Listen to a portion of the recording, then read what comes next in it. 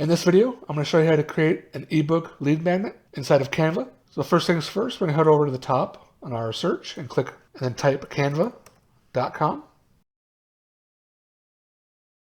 And if you don't already have a Canva account, you're going to need to create one. Let's go to the top and then just create sign up. The account is free, so you don't have to sign up for the pro account to follow this tutorial. So we're going to go to the custom size button and click. And we're going to change this area over here to inches. And we're going to want to create a digital ebook. So go 8.5 inches by 11 inches. Click Create New Design. Okay. Now let's say we want to promote the ketogenic diet. And let's say we found a product on ClickBank or Digistore24. So we want to turn this into a keto diet ebook. So at the very top, let's first name our page, name our ebook. So keto ebook. Okay, and you can always go to the top and click File and Save. Okay, first things first is we want to add a cover page, and we want to find an image first. So let's go over and let's see. I'll have to get my images from Pixabay, and Pixabay is a Creative Commons Zero image site, which means you don't have to give attribution, and the images are free for commercial use as long as you check the licensing of each image. So let's go to the top and click the plus for a tab and click in Pixabay. .com. And Pixabay is also free to sign up. You just need your name and email. And this is going to allow you to download the full-size images. So I highly recommend that you create an account on Pixabay. So what I want to do is I want to create a ebook. And so I'm going to need a background image for our book cover. And since it is the keto diet, we're going to click in the search bar and click in food. Enter. And now, since it is an 8.5 by 11 inch book, I'm going to go to the top under orientation and click vertical. And I'm going to try and find something similar to this for a book. Let's go ahead and scroll down. And I think my image that I want is on the second page somewhere. Here it is. So I'm going to click this. And you always want to check the licensing. As you can see, the Pixabay license is free for commercial use and no attribution required. So I'm going to click download. And the 1280 by 1920 is fine. So click the download button. And that'll begin downloading inside of your folder. Okay, now I want to make extra sure that this image isn't stolen and then upload it back into Pixabay, because just anyone can upload an image and then just say it's free for commercial use and that no attribution is required. So I'm going to go to the top and go to a website called Tineye, TINEYE.com. And what this website is a reverse image search, and it can tell you where the first place that was found online. So we're going to upload that image we just downloaded.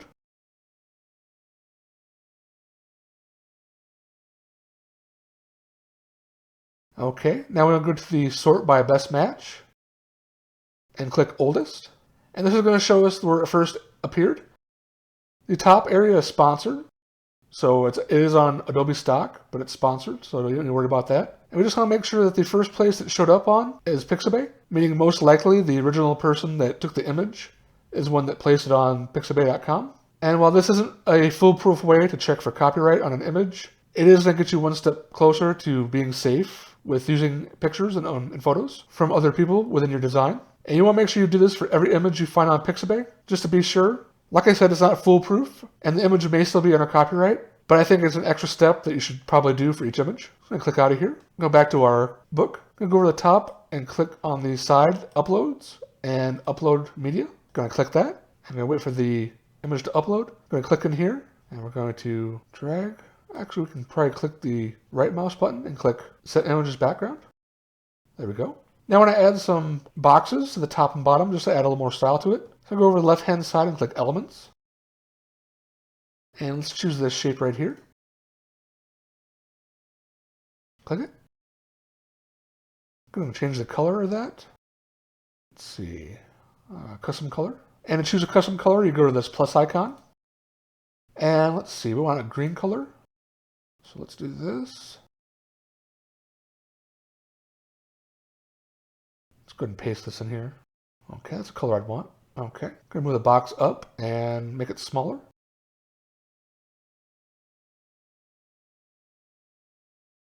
Okay, move this over. Move that up. And then what I want to do is I want to copy this. So with the element selected, you can go to the top and click the duplicate button. I'm going to grab this and move it down. Okay, I want this down a little bit more. So I want to click the arrow keys on your keyboard. And that moves it per pixel. So 1, 2, 3, 4, 5. Okay. Click up here and move this up 5. 1, 2, 3, 4, 5. Okay, now we have a little bit more stylized background. Next, I want to add some text. So go over to the left-hand menu side and click Text. Click on the Add a Heading. Okay, I'm going to click Control-V to paste. And it's going to say, Getting Started with a Keto Diet. What I want to do is I want to highlight this. And let's do white. Now let's change the font. Head over to the top with the arrow button and click down. And we're going to choose Lato. And for this area over here, we're going to click bold. And for the font size, we're going to type in 90. As you can see, our text is centered. And I want to left justify all the text. So you go to the top and click the justify button. And now what I want to do is I want to click on our text. Okay, I'll move this down a little bit. Okay, and let's see. What I'm going to do is I'll move this over just a little bit so we have some margin on the side. And I'm going to double click and highlight all the text. And I want to give this an effect. I want to do a shadow. There we go. Now change the color to the shadow to a darker color. Let's say black. Okay, now I'm going to change the spacing in between the words. So with the text still highlighted, click the spacing. And what we want is line spacing. So I go this a little bit. Actually, we want to highlight the text. And we want to squish it all together a little bit more. 1.4 is fine. Okay, now we want to add some subtext, so paragraph text. So add a subheading. Make sure it's Lotto still. The effect is the same, so shadow. And now it's pretty hard to see, so we want to make this a little bit bigger just to see it. And we want to put something, a subheading that relates to the main text. So I'm just going to paste in some wording. Go to the top and left. I'm going to make this 2 lines. Go to the top and click, let's see.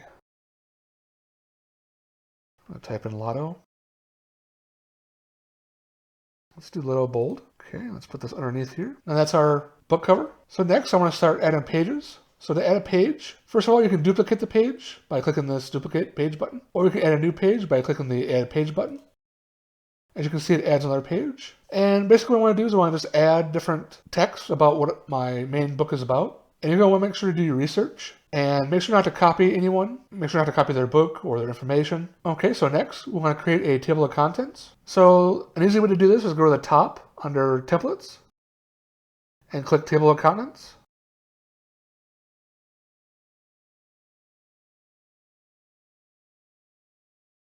Let's choose this first one right here. And let's click this and make it, let's see, keep this text here. I want to change the font to Lotto to make it match, Lotto bold. Okay, I want to center this. So go to the top and center. Let's change this to, let's say, 40. Let's see, maybe 50. There we go. All right, and we click. And as you can see, when I move the text box or any element, you see those pink lines? It lets you know that the element is aligned to the total page. And here we can put our page number in. So let's say page 1. And we can move this out more. And we can delete this. And what you want to do is we just want to play with the elements. And it might be a good idea just to add another page. And what you can do is you can delete. So it's a blank page. And you might want to make your book interior first. And then head to the top and then place what pages the information is on. You can also add images.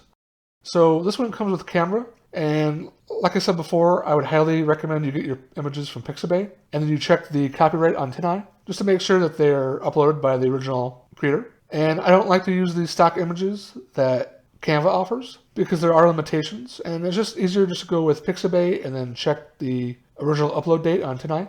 So we're going to delete this. And we're going to make this background white. So we can click the right here. There we go. And to add an image, we'll just go over to our elements. So I'm going to use an image that I already uploaded from Pixabay. And it says tomato image. But as you can see, it has a background on it. So a really cool feature that Pixabay offers is the background removal tool. So we're going to click this, go to the top while the image is selected, click Edit Image, and Background Removal Tool. And that's going to process it and remove the wood table that the tomato is on. There we go. And we can shrink this down. What I'm going to do is I'm going to put this picture in the corner right here. There we go. And that's pretty much how you add an image. So you know how to add an image, you know how to add text. So what I'm going to do is I'm going to skip ahead and show you the completed table of contents. All right, here you go. I changed the page numbers as well as what was inside each page. As you can see, we have our image here and our page number. And I placed the element behind the tomato. So I did that by going to the top and clicking position. And you can move forward or back. So as you can see, forward covers up the tomato. And backwards makes the tomato on top. And now as you can see, the tomato has a shadow. So what I did is I clicked the image. And I click Edit Image. And I click on the shadow area. And I choose a drop. And you can click in here to change the settings. I just chose a black color. Okay, so what you want to do is you want to keep adding text of the information that your book contains. And remember to do your research and make sure all the information is factual. So what I did is I added another page. And I typed in, what is the ketogenic diet? I did some research online, and I made sure that my information was unique and not copied word for word. And I kept doing this, as well as adding extra images on top, and place them on top of elements to make the design look more unique. And I just continued doing this until I had several pages. I placed images inside boxes. And how you can do that is, let me show you real quick. You should go over to Elements. And you want to go to Frames.